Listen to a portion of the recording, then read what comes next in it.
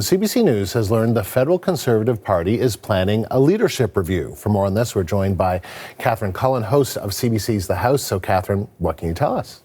Well, Andrew, that leadership review is going to be taking place at a party convention in Calgary in January. We should say this was first reported by the Globe and Mail. CBC News has spoken to 4 sources in the party who have confirmed this information. Now, it is part of the party's constitution that there be a leadership review following a general federal election where the party does not form government. So we knew this was coming for Pierre Poilievre. But the question of the timing, and I will say to some extent, certainly the location too, is a significant one. Obviously, on the one hand, the Conservative Party saw some real growth in the last election, but at the same time, as everyone in the country probably knows by now, Pierre Poilievre lost his seat here in the Ottawa area. He's still got a by-election that he wants to run in Alberta. He's got to get through that first, and then even on the other side of that, he will have to contend with this, the question of how party members are feeling about his leadership and whether there's anyone else who might see that they are a better fit, perhaps, for leader, or just are unhappy with his leadership up to this moment.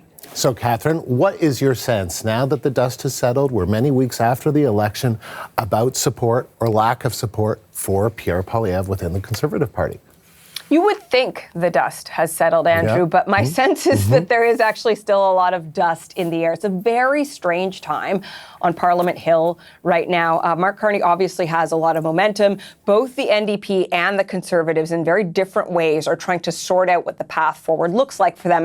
And Pierre Poilievre, it's a very sort of particular and strange time. He is so very much, in many ways, a creature of Parliament Hill. I mean, about 2 decades of experience on Parliament Hill. And so the fact that he is not the leader of the official opposition in the House of Commons, I think there's a question of, what does Mr. Poilievre do with this time he has now? He's certainly still trying to be present on social media. We do still see him coming onto the Hill and scrumming with reporters at times. So he's still trying to get his party message out there.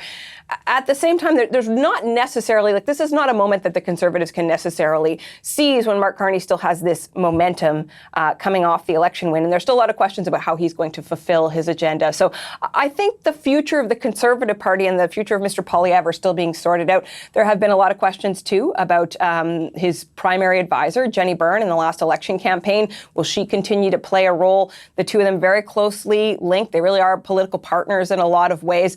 And so I think the caucus itself, the broader Conservative family, is still figuring out what they want the future to look like. I don't think there's a big push to send Pierre Poilievre out the door.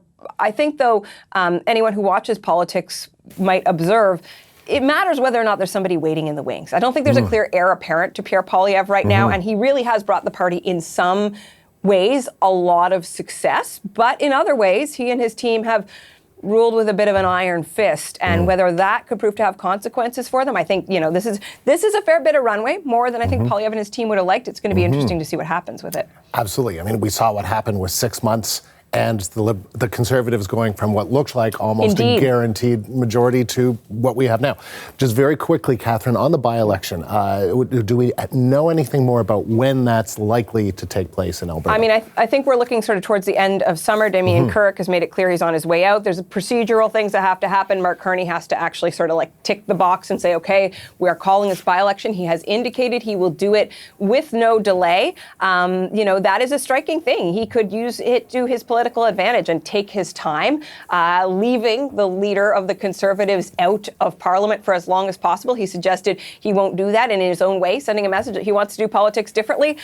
So we shall see, but that is going to be interesting too. Andrew, I know we need to get moving, but just the question of Alberta secession. There's a separatist candidate running, right? Indeed, and this is a heavily Conservative riding, but I think the question becomes then it's not just a question of whether or not Mr. Poilievre can win Battle River Crowfoot, but also, frankly, what the results look like and what kind of message that sends about the faith that people have in him in the Conservative heartland, how he deals with some of these thornier issues around Alberta secession.